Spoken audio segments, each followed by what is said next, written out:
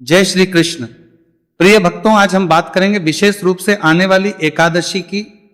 श्रावण मास चल रहा है और श्रावण मास की जो एकादशी है, कृष्ण पक्ष की एकादशी, जिसे कामिका एकादशी कहते हैं, इसका पुण्य शास्त्रों में खूब लिखा है। बताएंगे क्या इसकी महिमा है, क्यों ये एकादशी महत्वपूर्ण है, किस किस को इसका व्रत करना चाहिए, व्रत करना कब है, चावल नहीं खाने का नियम कब पालन करना है, पूजन मुहूर्त क्या रहेगा, पूजन करना कैसे है। आप इस एकादशी में तुलसी दल की बड़ी महिमा है, तुलसी के पत्ते की बड़ी महिमा है। तुलसी के पत्ते से भगवान नारायण का पूजन करने से आपको धन, संपत्ति, ऐश्वर्य, वैभव और दीर्घायु की प्राप्ति होती है। तो कैसे करेंगे? तुलसी दल से पूजा भगवान नारायण की। और इस एकादशी का व्रत पारण कब होगा, पारण के नियम क्या होंगे, पारण किस प्रकार से करना चाहिए, इस पारण में विशेष क्या है, इस एकादशी के सभी नियम क्या है जो दशमी को आरंभ होंगे, फिर एकादशी को कैसे व्रत करना है और द्वादशी को पारण, जानकारी आने वाली कामिका एकादशी के विषय में आपको इस वीडियो के माध्यम से प्रदान की जाएगी। आपसे निवेदन है कि वीडियो यदि थोड़ा सा भी उपयोगी लगे तो एक बार लाइक अवश्य कीजिएगा और जितना हो सके शेयर कीजिएगा, जिससे कि सभी लोगों तक ये जानकारी पहुंचे और सभी उत्तम विधि को जान के उसके अनुसार पूजन कर पाए। आइए जानकारी आरंभ करते हैं। प्रिय भक्तों, यूं तो सभी एकादशियां बड़ी महत्वपूर्ण होती हैं, परंतु सावन दो एकादशी आती है, उनका महत्व बहुत अधिक है। कारण क्या है? आपने शिव पुराण में जो महिमा सुनी होगी श्रावण मास की, जो भगवान शंकर के द्वारा स्वयं बताई गई है। वहां भगवान शंकर कहते हैं कि उन्हें सभी माह में सावन बड़ा प्रिय है और सावन का पुण्य इतना अधिक है कि उसके सामने माघ का पुण्य, वैशाख माह जिसे हम बहुत अधिक पुण्य देने वाला कहते हैं, और कार्तिक माह, ये सभी उसकी पुण्य की तुलना में नगण्य है। अर्थात इन महीनों में पूजा पाठ, जप, तप, स्नान, दान से जो पुण्य मिलता है वो श्रावण मास में मिलने वाले पुण्य की तुलना में कुछ भी नहीं है। सावन में इतना अधिक पुण्य है श्रावण का पुण्य के सामने। इन महीनों का पुण्य 1% के बराबर है। इसीलिए हमें श्रावण मास में अधिक से अधिक पूजा करनी चाहिए, व्रत करने चाहिए, जप तप स्नान करना चाहिए और दान करना चाहिए। और जब इस माह की महिमा अधिक है तो इस माह की प्रत्येक तिथि की महिमा भी अधिक है। भगवान शंकर कहते हैं कि सावन की प्रत्येक तिथि व्रत करने के योग्य है, से अमावस्या तक और फिर प्रतिपदा से पूर्णिमा तक प्रत्येक दिन का व्रत भगवान शंकर ने बताया है। हम अभी महत्व में सुना रहे थे, पिछले दिनों आपको अभी महत्व में चल रहा है, उसमें वर्णन आ रहा है कि किस दिन कौन सा व्रत किया जाता है, वो व्रत कैसे करना चाहिए। स्वयं भगवान शंकर शरद कुमार जी को बता रहे हैं। ये स्कंद पुराण में वर्णन आता है। अब वापस एकादशी के विषय में शास्त्र क्या कहते हैं देखिए। एकादशी का दिन जो है, यूं तो प्रमुख रूप से भगवान नारायण का दिन कहा गया है, भगवान विष्णु की पूजा का दिन कहा गया है, पर सावन की जो एकादशी है ना, उस पे भगवान शंकर का आशीर्वाद भी आपको बहुत अधिक प्राप्त होता है। भगवान शंकर कहते हैं कि मेरे महीने में जो नारायण की पूजा करता है, नारायण के व्रत करता है, मैं उनसे बड़ा प्रसन्न होता हूं, क्योंकि नारायण मुझे बड़े प्रिय है और नारायण को मैं बड़ा प्रिय हूं। इसी कारण से प्रिय भक्तों, सावन में भगवान विष्णु की भी जितनी पूजा करेंगे उतना कल्याणकारी है। क्योंकि इस दिन जब आप इस एकादशी का व्रत करेंगे ना, तो इससे न केवल भगवान विष्णु का आशीर्वाद प्राप्त होता है, वर्ण उसके साथ भगवान शंकर का भी आशीर्वाद प्राप्त होता है। आप पद्म पुराण पढ़ेंगे कभी तो वहां वर्णन आता है कि कामिका एकादशी पर जो भगवान नारायण का पूजन कर लेता है उसे त्रिदेव पूजन का पुण्य फल प्राप्त हो जाता है। आपने विष्णु की केवल पूजा कर ली उस दिन, तो उससे आपको तीनों देवताओं की पूजा का पुण्य मिलता है, ब्रह्मा, विष्णु, महेश। इसीलिए इस दिन आपको भगवान विष्णु की पूजा अवश्य करनी चाहिए, चाहे आप व्रत कर रहे हैं चाहे व्रत नहीं कर रहे हैं। इस दिन की महिमा के विषय में कहते हैं कि जो इस दिन भगवान नारायण को तुलसी दल से पूजित करता है, तुलसी दल से भगवान का पूजन करता है, उसे अचल संपत, स्थिर लक्ष्मी, दीर्घायु, उत्तम स्वास्थ्य प्राप्त होता है। उसके सभी जीवन के संकट दूर होते हैं। दीर्घायु होते हुए अंत में वह वैकुंठ को प्राप्त करता है। भगवान नारायण को इस दिन जो तुलसी दल से पूजन करता है वह परम प्रिय है, उस पर प्रभु की विशेष कृपा होती है। यदि आप चाहते हैं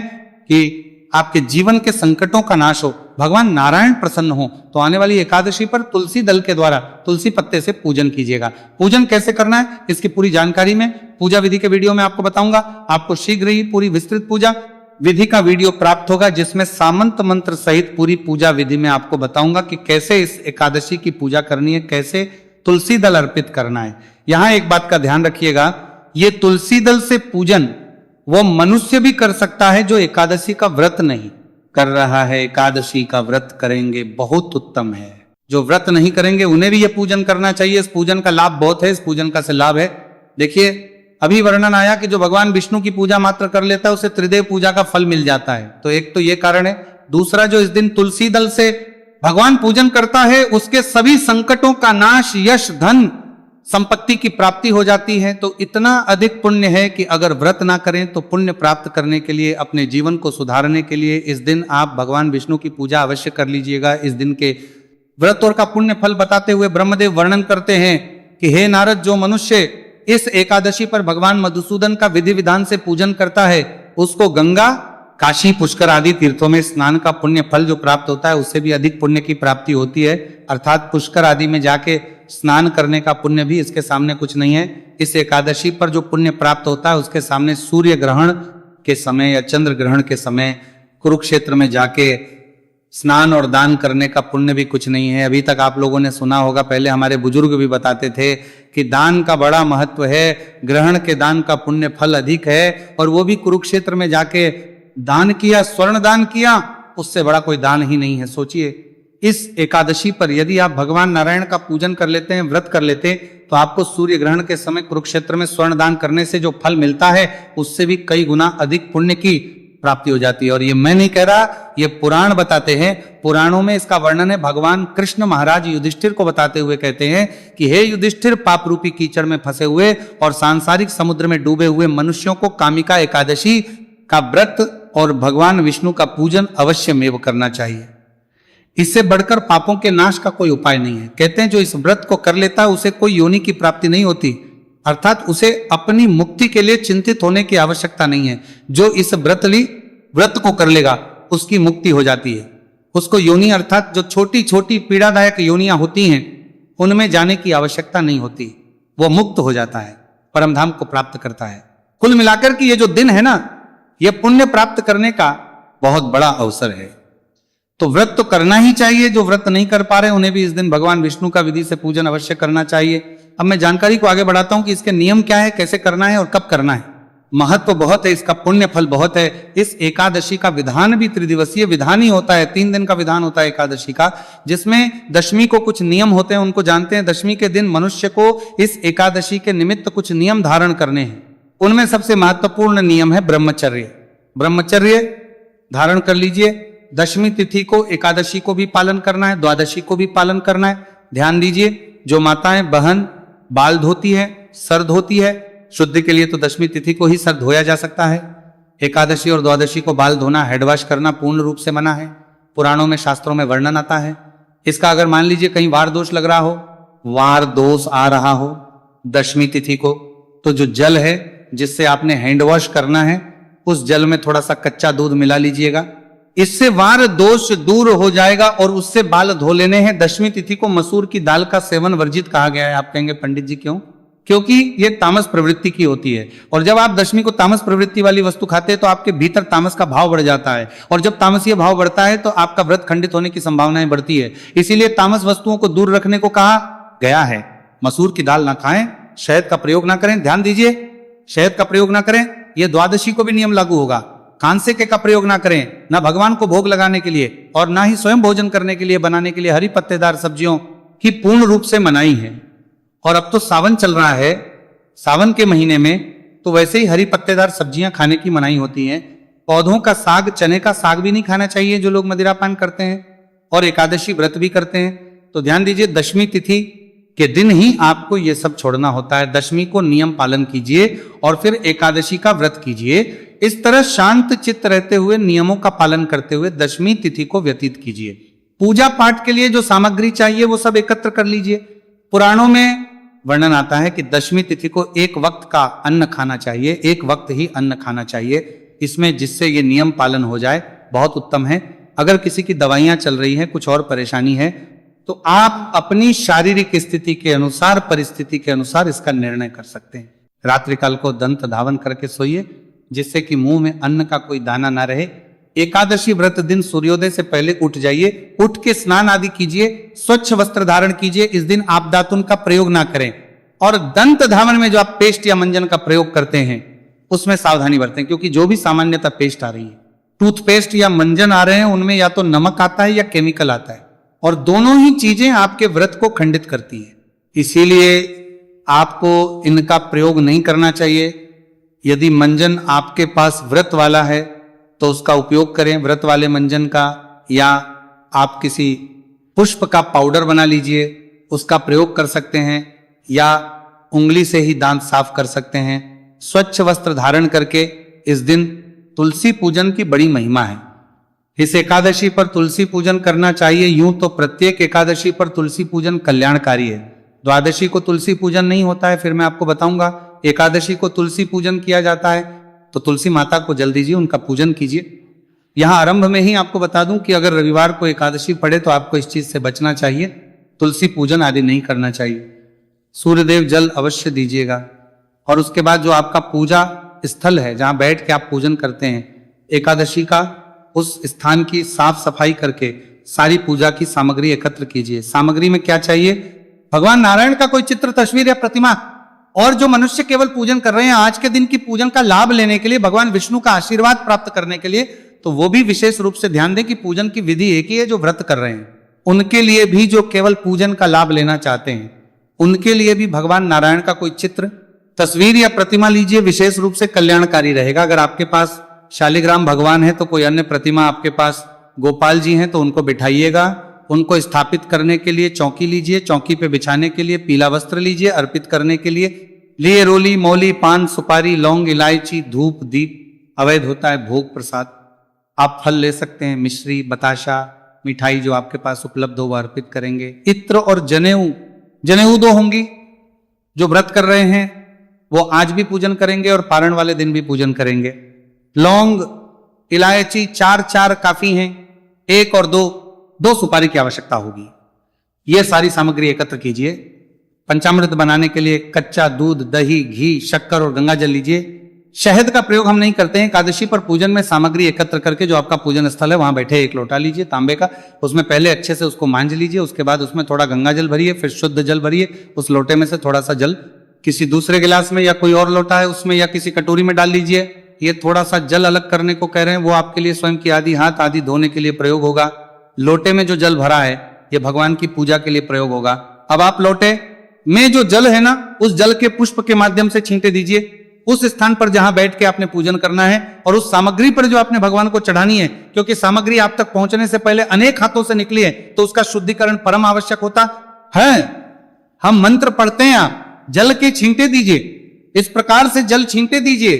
जल छींटे दे के चौकी को बिछाइए, उस पर पीला वस्त्र बिछाइए, भगवान को स्थापित कीजिए, उनके सामने घी का दिया रखिए, सीधे हाथ की ओर उसके विपरीत दिशा में धूप रखिए। स्थापना करने के बाद जो दूसरे पात्र में जल लिया था उसमें से जल अपने सीधे हाथ पे लीजिए।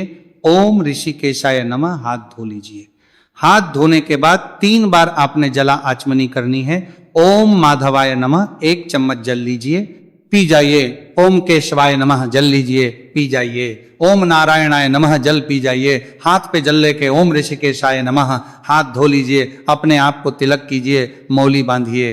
अब हम पूजन के लिए तैयार है। सबसे पहले दीप प्रज्वलन कीजिए। शुभम करोति कल्याणम आरोग्यम धन संपदा शत्रु बुद्धि विनाशाय दीप ज्योतिर्नमो वस्तुते।